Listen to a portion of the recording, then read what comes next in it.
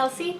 This is my booktube channel, The Fancy Hat Lady Reads. I'm wearing my fancy booktube hat. And today I'm bringing you my TBR for the Booktube-A-Thon Readathon. Booktube-A-Thon is hosted by Ariel Bissett. The Readathon has its own YouTube channel, so I will link that for you.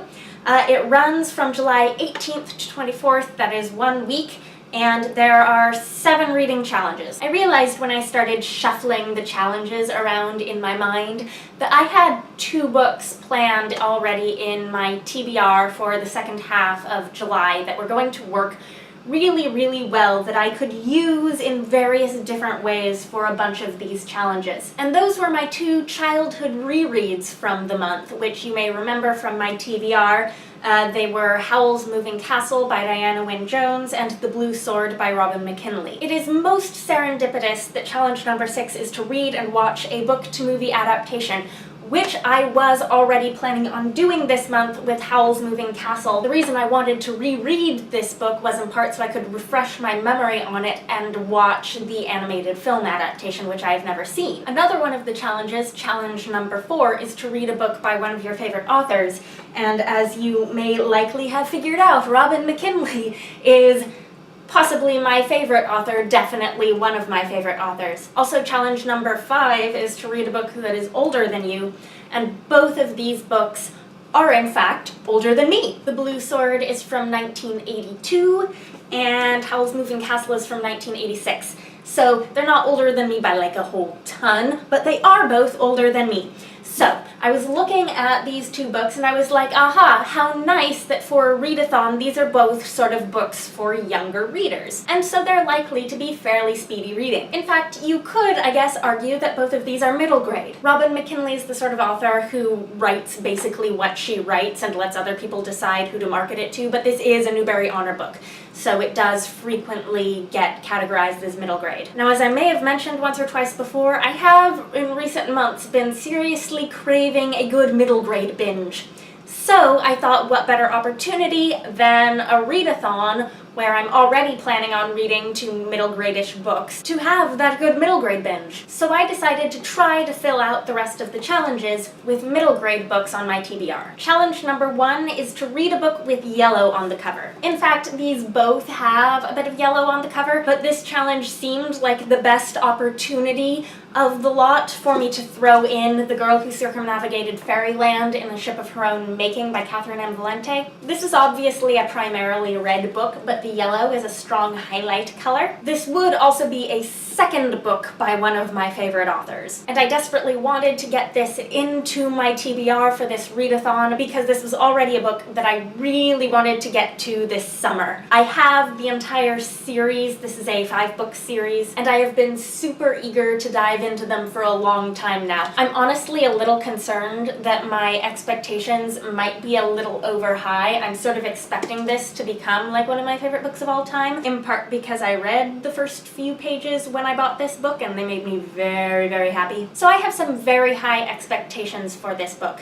and I am trying to manage those expectations to keep them reasonable. Catherynne and Valente is one of my favorite authors. This is possibly her most famous book. It's definitely her most popular on Booktube. And I haven't read it yet. What's wrong with me? Challenge number 2 is to read a book only after sunset, and honestly, I could do this with any of those books. I've got another one coming in from the library that would also fit with my middle grade theme, though, that would be lovely for this challenge if it comes in on time and if I have enough time to read another novel, and that is Where the Mountain Meets the Moon by Grace Lin. This is another Newbery Honor book.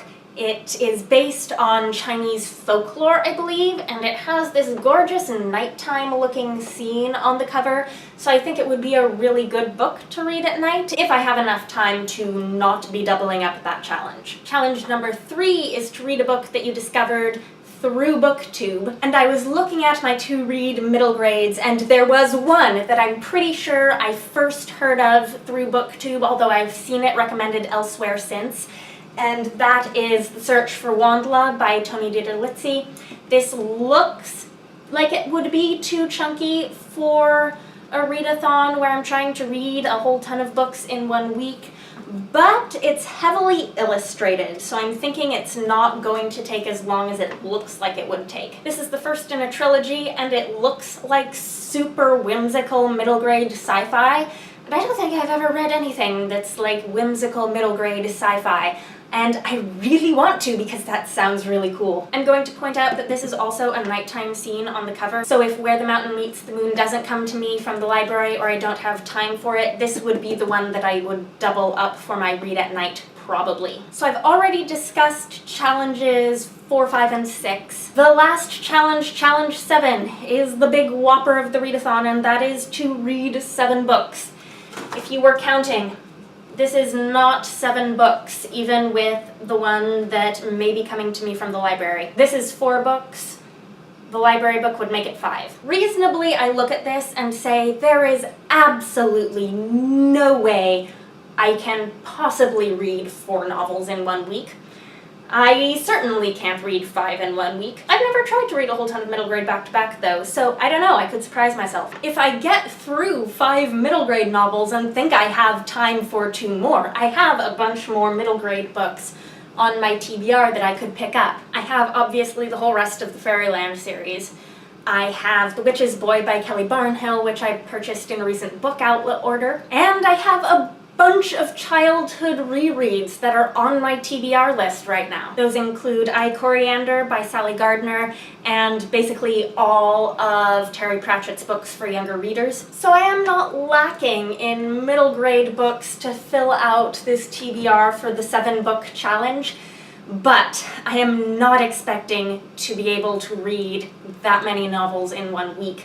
So, my plan, because I would desperately love to be sneaky and conniving enough to accomplish all of these challenges, is to shrewdly judge my process throughout the week and manage my overlaps. And then, when it looks like I'm not going to have time for more novels, I would like to sneakily fudge my way up to 7 by reading some short fiction and counting it. See, I can be a sly fox. So that's all for my TBR for the Booktube-A-Thon. Let me know if you're planning on participating and what you're trying to read during the Booktube-A-Thon week. I think that is all. Bye for now.